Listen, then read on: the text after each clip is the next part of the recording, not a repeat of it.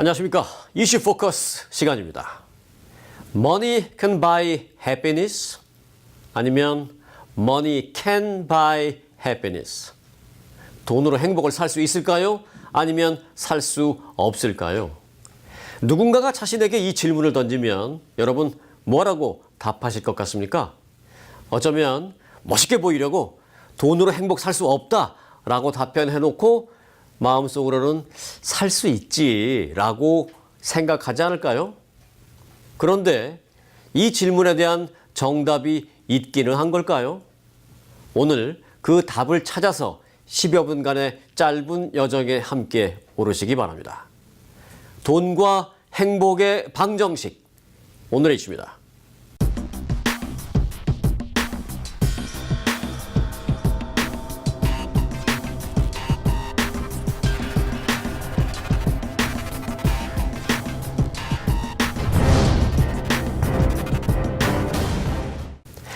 네, 문제 기자 함께했습니다. 안녕하세요. 안녕하십니까? 네, 우리는 어렸을 때부터 돈으로 행복을 살 수 있는 게 아니다라는 그런 얘기를 많이 듣고 사실 어떻게 교훈같이 여기고 있었는데 그게 아니다.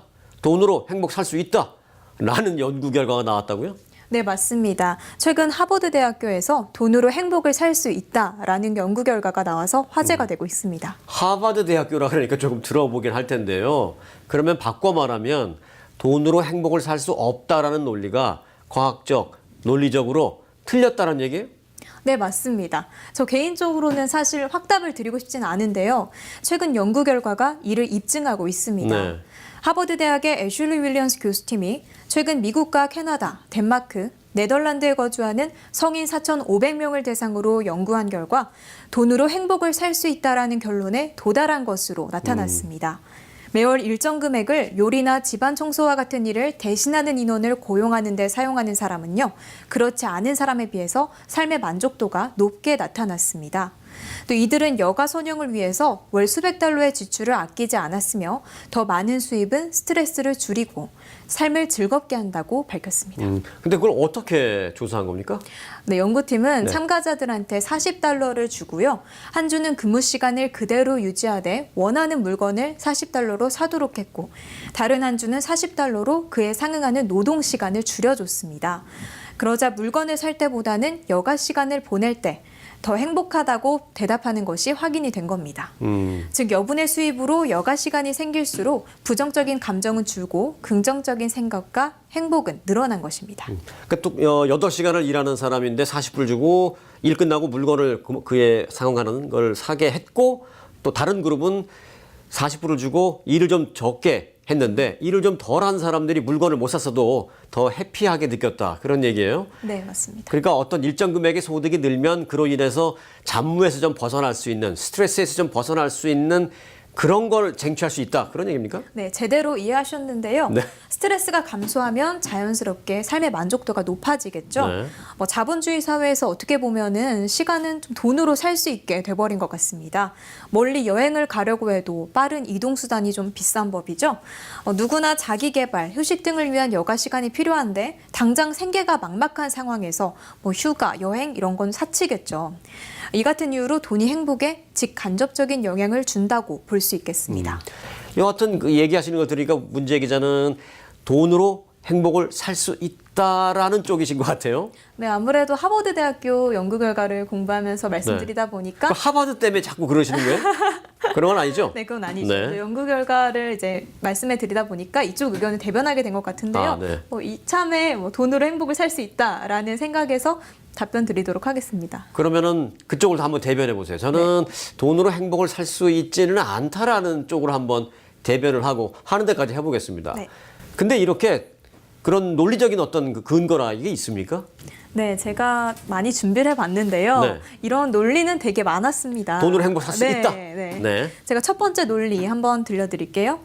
인간답게 살아가기 위해서 필요한 의식주를 마련하려면 돈이 반드시 있어야 한다. 돈이 없다면 의식주의 불편함을 느끼고 행복하기 어려울 것이다 라는 논리입니다. 네. 의식주를 얘기를 하니까 정말 그렇죠. 돈 없이 의식주가 해결이 안 되면 불행할 수밖에 없는데 그건 너무 바른 나이를 얘기한 것 같긴 한데 거기에 대한 반박 저도 준비했어요. 이런 겁니다. 세상에는 돈으로 살 수 없는 중요한 가치들도 많다. 건강 살 수 있어요? 지식 못 삽니다. 또 걱정 없는 삶과 같은 어떤 그런 행복은 결코 돈으로 살 수 없다라는 논리입니다. 네, 그것도 일리가 있는데 제가 네. 한번 반박해 보도록 하겠습니다. 돈이 있으면 필요한 물건을 구입하거나 원하는 활동을 할 수 있으므로 삶이 더욱 윤택해진다. 삶의 질은 행복과 밀접한 관계가 있다라는 논리입니다. 반박 들어갑니다. 일정 소득이 넘으면, 그러나 이제 앞에 말씀하신 것도 맞다라는 전제, 틀리지 않았다는 전제인데, 일정 소득이 높아지면 그 이후부터는 돈 번 것과 행복이 항상 정비례로 증가하는 것은 아니다라는 그런 논리가 있습니다. 이건 조사 결과 이것도 있고요, 사실은. 네. 네, 그럼- 반박 못 하시겠죠? 아니요, 반박 한 번 더 하겠습니다. 그러시네요? 네. 네. 세 번째 논리인데요. 돈 문제로 꿈을 포기하는 경우가 있다. 돈으로 공부, 사업, 기부 등을 할 수 있으므로 사람들은 자아 실현을 하면서 행복해질 것이다 라는 논리입니다. 돈으로 공부할 수 있는 기회도 가질 수 있고 사업이나 또는 기부할 수 있는 기회도 가질 수 있다. 뭐 그것도 반박하기 쉽지가 않습니다만은 이건 어떻게 생각하세요? 돈을 버는 과정에서 생기는 그 스트레스와 또 혹시 모르는 발생하는 질병, 또 주변인들과의 소홀해진 관계 이런 거 책임지실래요, 문재 기자가? 그걸 왜 제가 책임을 질까요? 제가 이쪽을 대변하는 겁니다. 네. 뭐 지금 들어보니까 저희 모든 말이 다 일리가 있는 것 같습니다. 네. 그런데 그 이렇게 논리적으로 또 철학적으로 뭐 뒷받침은 양쪽 다 있는 것 같은데 수학적으로는 없죠? 수학적으로도 사실 입증이 가능합니다. 있어요, 수학적? 여기 폴 세뮬슨이라는 경제학자가 만든 행복의 방정식인데요. 네. 행복은 소유 나누기 욕망이다. 소유에서 욕망을 나눠라. 그 남는 게 행복이, 그 나오는 게 행복이다. 행복이다. 예를 들면요. 네, 여기 A와 B가 있습니다. 네. 100으로 똑같은 걸 갖고 있습니다. 100을 소유해서 네, 두 명 100을 다. 소유했습니다. 그런데 욕망이 달라요. 음. 이분 A는 욕망이 10, 소유가 100인데요. 소유 나누기 욕망을 하면 행복이 10입니다. 네. 상당히 높은 편이죠. 그런데 B의 경우를 보면 욕망이 1000이나 됩니다. 그러니까 소유 나누기 욕망을 했을 때 행복은 0.1에 불과합니다. 그러니까 돈으로 못 사는 거 맞네요. 똑같이 100을 갖고 있는데 행복이 다 다르잖아요. 돈으로 못 사는 거 아니에요? 아니죠. 왜요?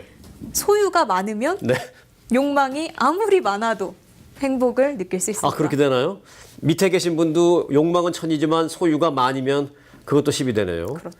그렇다고 소유를 한정 없이 늘릴 수는 없는 건데 여하튼 행복 방정식 잘 봤습니다. 네. 자, 그런데 돈과 행복의 상관관계 앞서 제가 살짝 언급한 것 같아요. 일정 수준을 넘으면 그렇게 정비례는 하는 게 아니라면서요. 네, 바로 그게 키포인트인데요.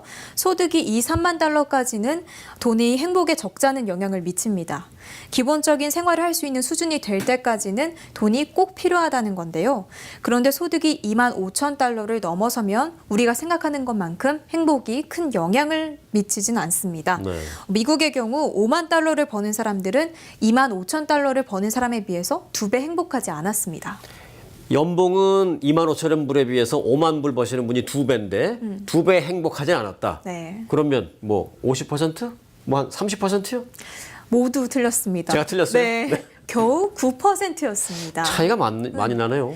네, 만약 소득이 7만 5천 달러가 되면요. 돈과 행복의 상관관계는 아주 미미한 수준으로 사라지게 됩니다. 그게 갈수록 또 좁혀지나 보죠? 네, 최소한의 안정된 소득이 보장된 이후에는 행복과 돈의 상관관계가 거의 없어지게 되는 거죠.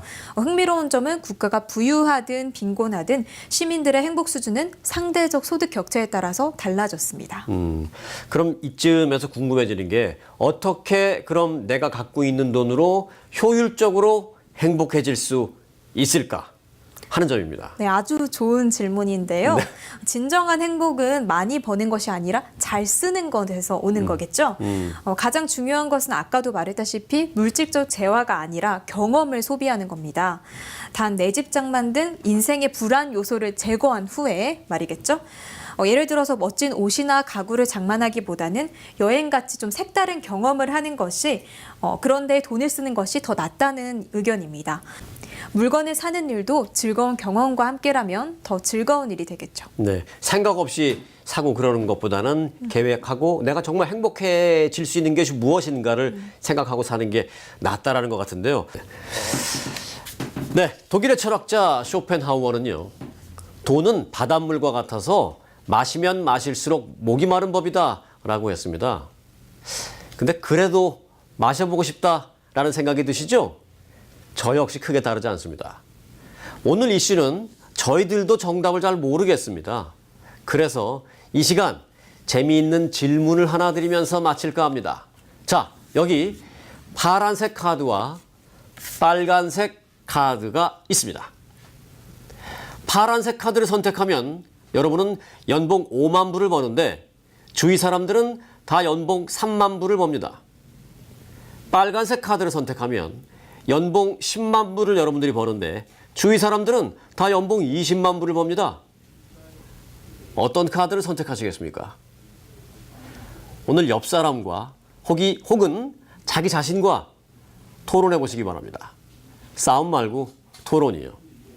문제 기자, 오늘 토론 재밌었습니다. 네. 우리 악수하고 끝내죠? 감사합니다. 네, 수고했습니다. 여러분 고맙습니다.